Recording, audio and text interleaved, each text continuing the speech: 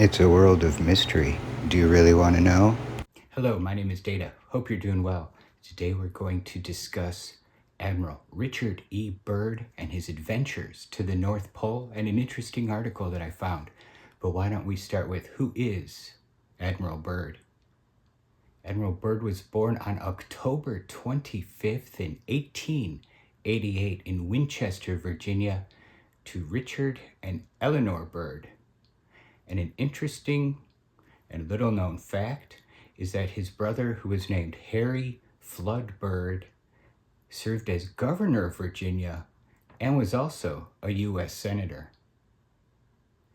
Byrd was an interesting person, and his story that he flew over the North Pole is still a mystery, mainly due to the limitations of his aircraft, some reported discrepancies that he and his co-pilot discussed, and the story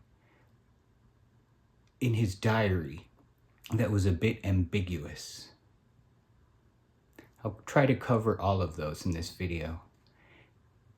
I want to start with an almost 100-year-old article that I found, a newspaper story, and it was in public domain.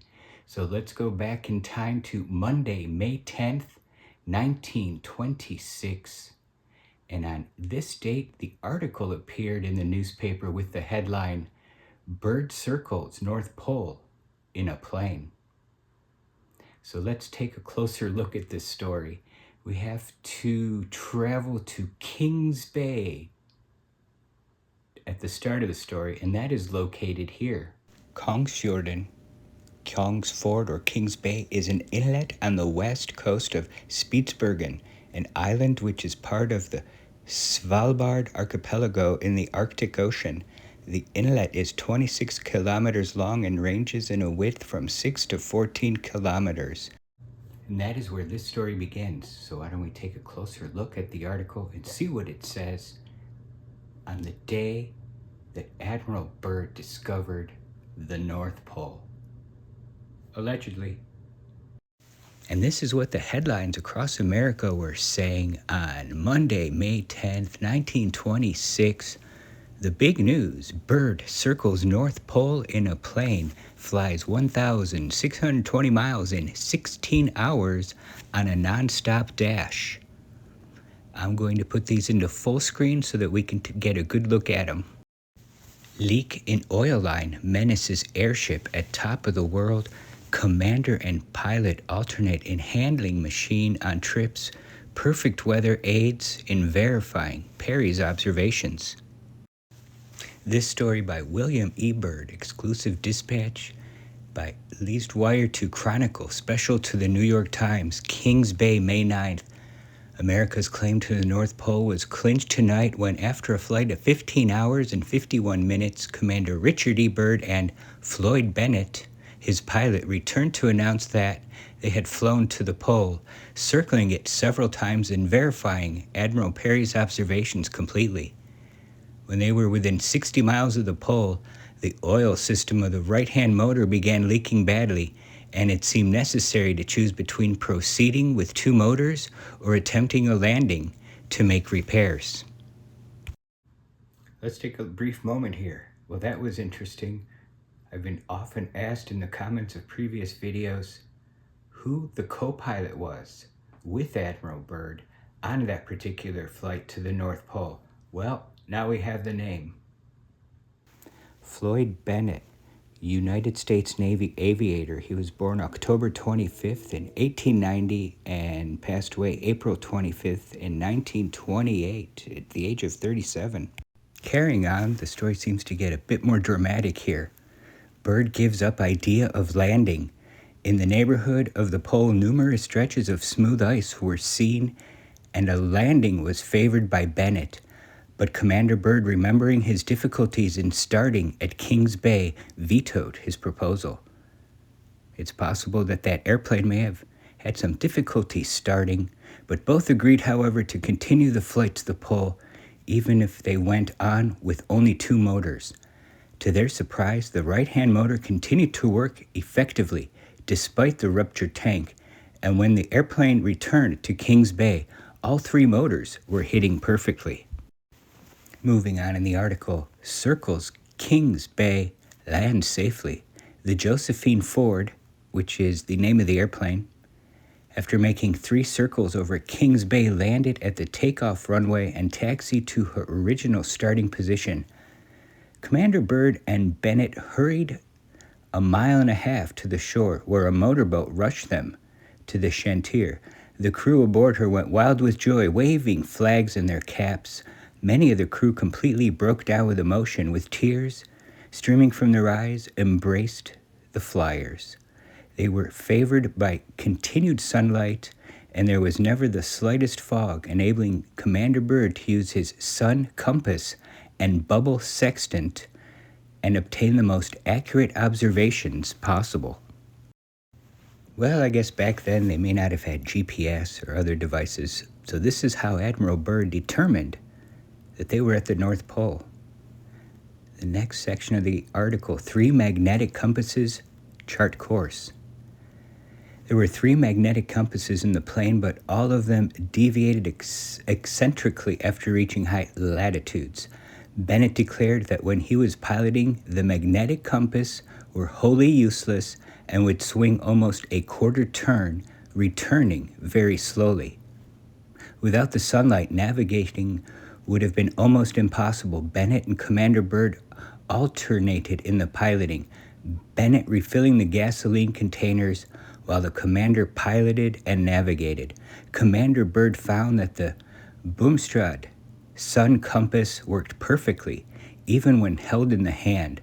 So when he was in the pilot seat, he held the throttle in one hand while he got his direction from the sun's compass held in the other. So that's very interesting. So if the magnetics didn't work out there and they couldn't use the compasses, what they used was Albert Bumsted's remarkable sun compass, and that was used for polar navigation. And the way it worked was like an opposite of an old-fashioned sundial. Instead of using the shadow's direction to determine the time, Byrd used his knowledge of the time to figure out which way was north.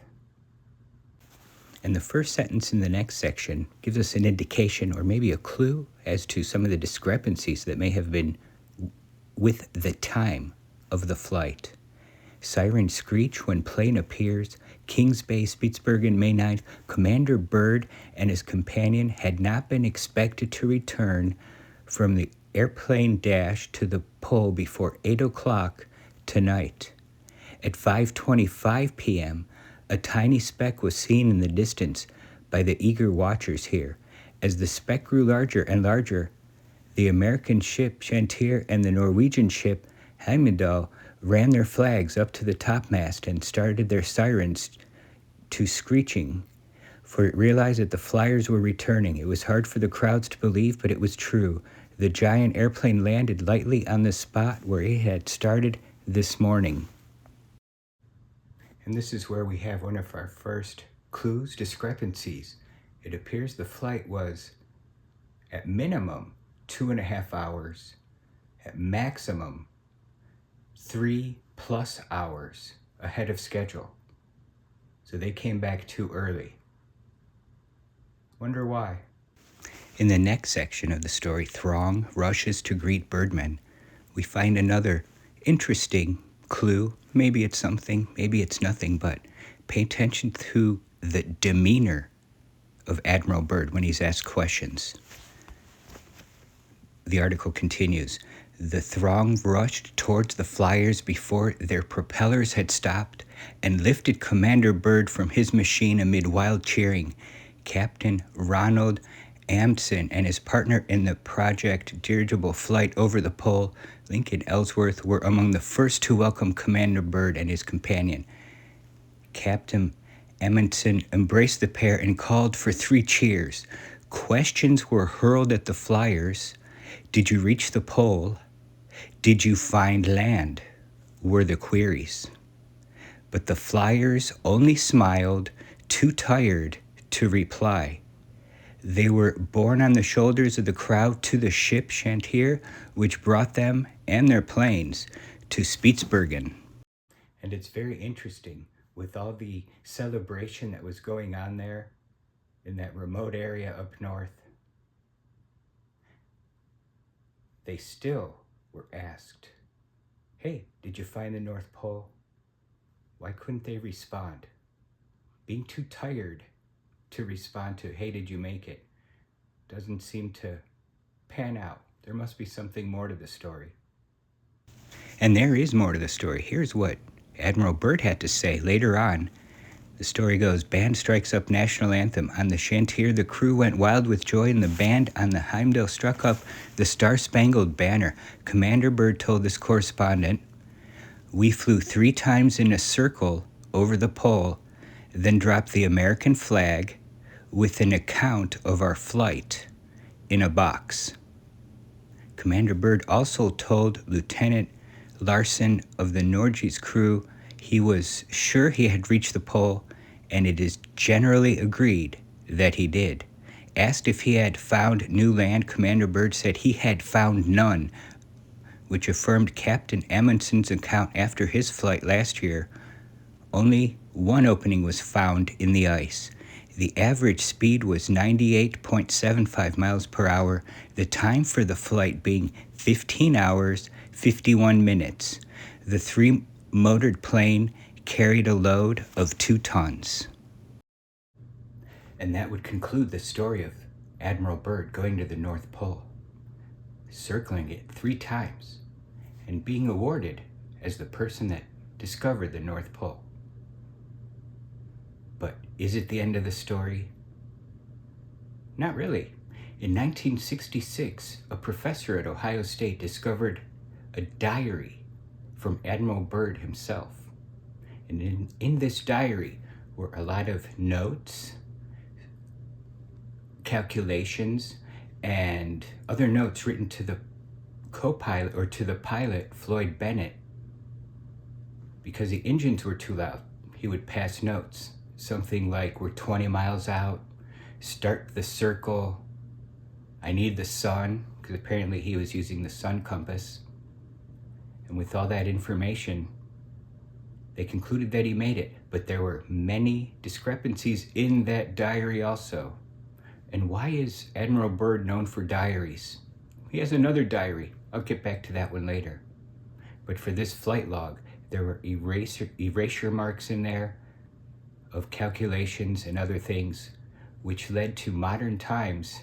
They are still debating whether Admiral Byrd made it to the North Pole or not. Did he get close? Did he do it? That'll always be up for debate. But there's more. There always has to be more, doesn't there? This Admiral Byrd story just goes on and on. Oh, I found some of the images of that. So why don't we take a look, and you'll be able to see Admiral Byrd's handwriting. Take a look. This diary that they found had some very interesting tidbits of information in it, including one incriminating find. The diary contained an erased but still readable sextant reading that put Byrd about 165 miles south of where he claimed to be in his official report. His handwriting's pretty nice too. What do you think? Well, that pretty much ends a beautiful story of a beautiful trip to the North Pole.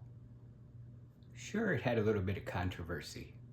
Whether he made it or not, that'll still be up for debate. I wonder though, Admiral Byrd, is that what really happened?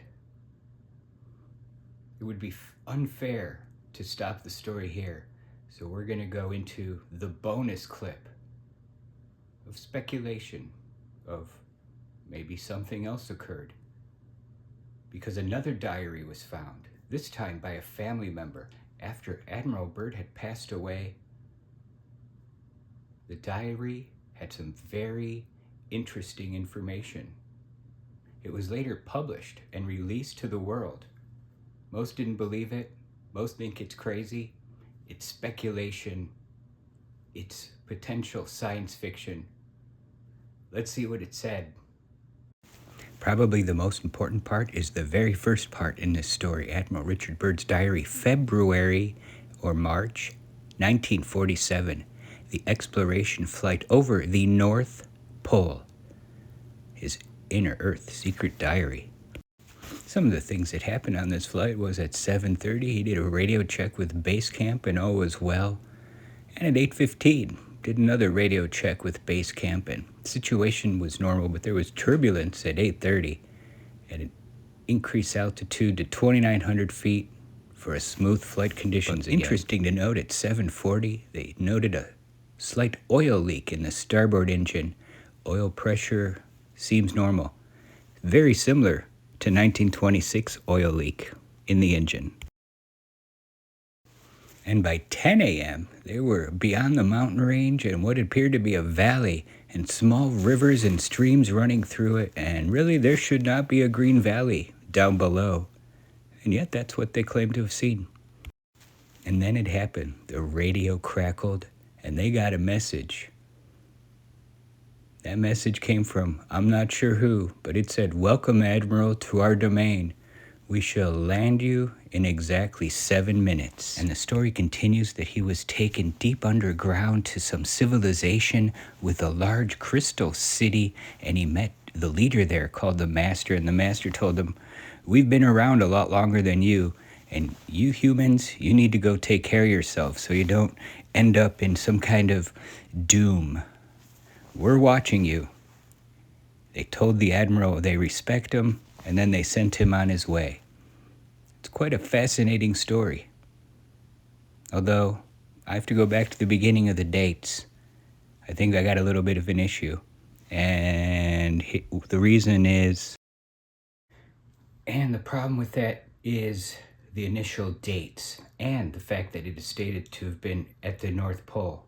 The reason there's a problem with that is because in 1946 to 1947, February also to be specific, Admiral Byrd was in Antarctica, down south, doing Operation High Jump. Now that's a whole story and a video all on its own, but he was placed there with eyewitnesses, there's documentation, he did news stories, so it seems almost impossible that he was at the North Pole at this very same time for that story. Still makes for a good story, though. Maybe, just maybe, the story told in the 1947 secret diary is actually the actual events that happened in 1926, because there were a lot of discrepancies in the 1926 event of him going to the North Pole. One will never know. Well, I hope you liked that video about Admiral Byrd. What really happened, we may never know. But we'll see you in the next video. I want you to have a great day, and remember, it's a mysterious world. A world full of mystery. Do you really want to know? Bye-bye.